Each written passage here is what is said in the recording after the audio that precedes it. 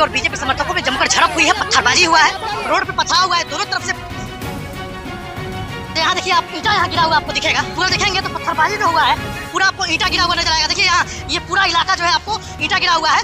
वो तेलपा के बूथ में थी तब बीजेपी कार्यकर्ताओं ने उन पर लाठी और कुर्सी से हमले की कोशिश की, मारने के लिए पत्थर भी उठा लिया।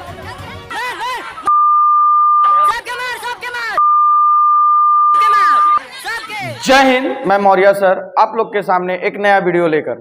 ध्यान से सुनिएगा। आज तेजस्वी यादव का बहन रोहिणी आचार्य, जो लालू प्रसाद यादव को अपने किडनी भी देने का काम किए थे, वो महान दानवीर रोहिणी पर जानलेवा हमला बीजेपी प्रत्याशी के द्वारा किया गया। देखिए ध्यान से।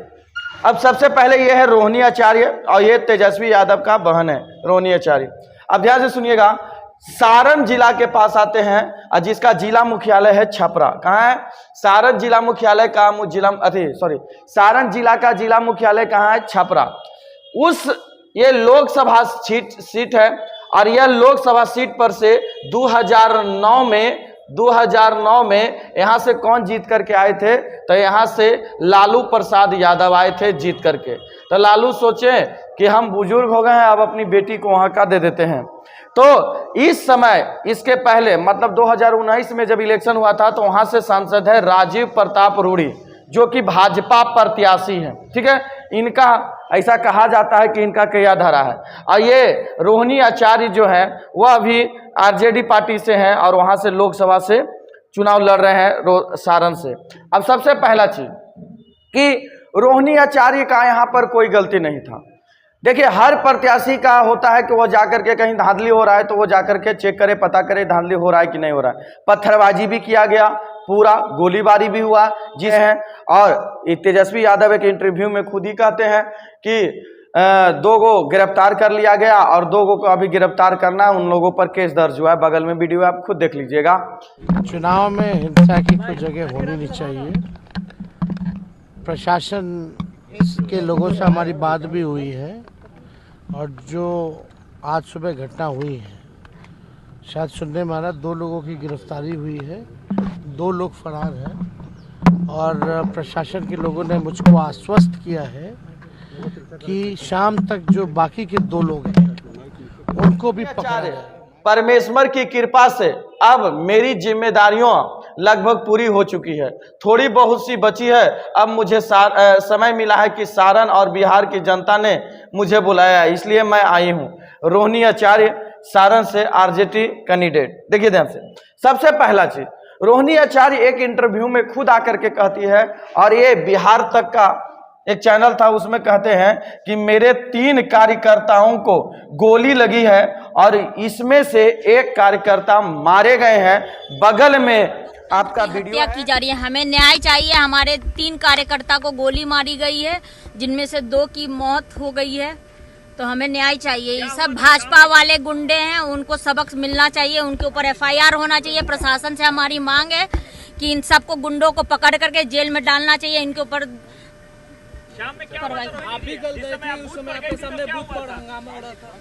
एज अ कैंडिडेट हमको अधिकार है, हर एक बूथ पे आप लोग भी सब कोई थे मेरे साथ।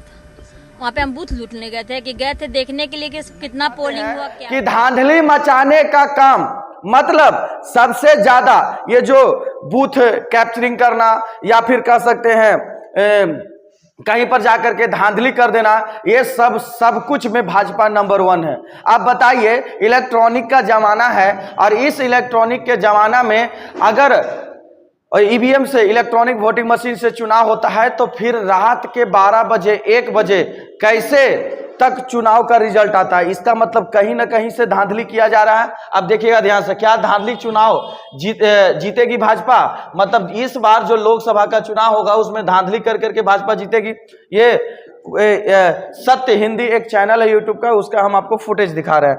अब देखिएगा ध्यान से, चंडीगढ़ मेयर के चुनाव में भी भाजपा ने क्या किया था? धांधली किया था। ये किसका है सर? तो ये इंडिया टीवी का फुटेज है, आप खुद देख लीजिएगा जाकर के, इसमें भी धांधली किया है। ठीक है, अब आगे बढ़ते हैं। देखिएगा, ये रोहिणी आचार्य है और ये आरजेडी प्रत्याशी हैं और यह प्रचार करने के लिए सारण गए थे और उस समय में भी थोड़ा धांधली हुआ था। एक इंटरव्यू में ये खुद कहते हैं कि गोली बरसाया गया और गोली में उसमें गोलीबारी भी चला, खुद हम बच गए। मतलब जो अनीश कश्यप ये कहता है जंगल राज का सरदार है तेजस्वी यादव, हम उनको कहना चाहते हैं कि पूरा इंडिया को जंगल राज बना करके ये पूरा के पूरा भाजपा प्रत्याशी बना करके रख दिया है। आप खुद सोचिए, खुद भी चरणों में ही बंद हो गया था मोदी का 400 पार का नारा। अब ये 5वां चरण का इलेक्शन कल हुआ है और कल के इलेक्शन के बाद मोदी जी का दिमाग उड़ गया है, क्योंकि इस बार का जो इलेक्शन हुआ है उस इलेक्शन में बड़ा खराब स्थिति परफॉर्मेंस में रहा है। सिर्फ और सिर्फ कहीं पर भी मोदी जी जा रहे हैं तो उनका एक ही मुद्दा है, धर्म के नाम पर, राम मंदिर के नाम पर। एक जगह तो मोदी जी जाकर के चिल्ला चिल्ला के यूपी में कह रहे हैं कि अगर विपक्ष पार्टी आ गया तो जेसीबी चढ़वा देगा, राम मंदिर को तोड़वा देगा। बताइए, जिस देश का प्रधानमंत्री का यह हाल है, के साथ इंटरव्यू दे रहे थे तो मीडिया पूछा कि आप राहुल के बारे में क्या कहना चाहते हैं, तो सीधे कहते हैं कि कौन राहुल। बताइए, इतना बड़ा जुमलेबाज प्रधानमंत्री हो सकता है? बगल में वीडियो है, आप खुद देख लीजिएगा।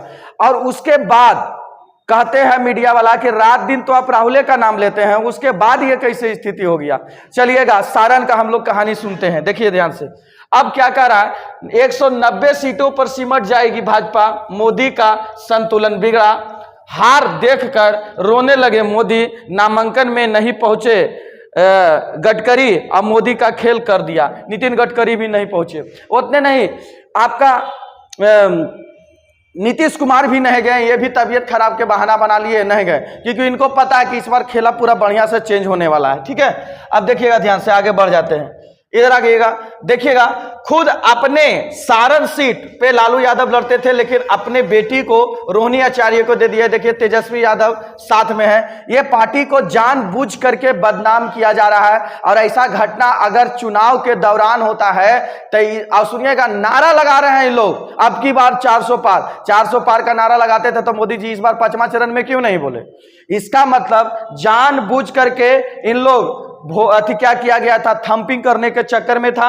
और कहता है और झूठा इंजाम लगा रहा है रोहिणी आचार्य पे कि रोहिणी आचार्य वहां पे थंपिंग करने गई थी, लेकिन सच्चाई ये है कि वहां पे थंपिंग करने नहीं, ऐसा कुछ पता चला कि वहां पे कुछ ऐसा घटना घटा है।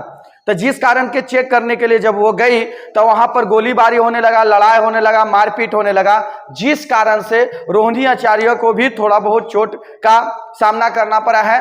और उसके बाद इसमें सबसे ज्यादा जो इनके कार्यकर्ता हैं, आरजेडी कार्यकर्ता हैं, उनको नुकसान पहुंचा है, जिसके कारण एक का मौत भी हुआ है और एक बहुत क्रिटिकल कंडीशन में पीएमसीएच में भर्ती हैं, जिससे मिलने के लिए रोहिणी आचार्य खुद गए हैं। ठीक है, और इसका जो ऐसा घटना हुआ है, पुलिस कह रहा है कि इस पर कार्रवाई किया जाएगा। आज भी गोलीबारी हुआ है, उसका भी एक फुटेज है, बगल में देख लीजिएगा।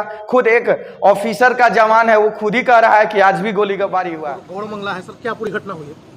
यहाँ पर कल एक विवाद हुआ था, दो पार्टी जो है आरजेडी और बीजेपी के वर्कर्स के बीच में, यहाँ कैंडिडेट की उपस्थिति में विवाद हुआ था। उसी की प्रतिक्रिया में आज कुछ व्यक्तियों के द्वारा कुछ लोगों को गोली मारी गई है। इसमें 3 व्यक्तियों को गोली लगी है, जिसमें से एक की मृत्यु हुई है, एक अन्य व्यक्ति को पटना रेफर किया गया है एवं एक अन्य व्यक्ति सेफ है। इसमें पुलिस जो भी यहाँ पे घटना कारित किए हैं, इनको आइडेंटिफाई करके अरेस्ट करने का प्रयास कर रही है। साथ में जो लोग यहाँ इसको इंसाइट किए हैं इस घटना को, उस संबंध में भी जांच करके हम लोग उचित कार्रवाई करेंगे। अभी भी जो क्राउड को इंसाइट करने का प्रयास कर रहे हैं उन पर भी सख्त कार्रवाई की जाएगी। यहाँ पर शांति व्यवस्था बनाए रखने के लिए पुलिस के द्वारा, प्रशासन के द्वारा इंटरनेट को बैन भी किया जाएगा पूरे ज़िले में कुछ समय के लिए, और लगातार हमारा हर जगह पे फ्लैग गोलीबारी हुआ है।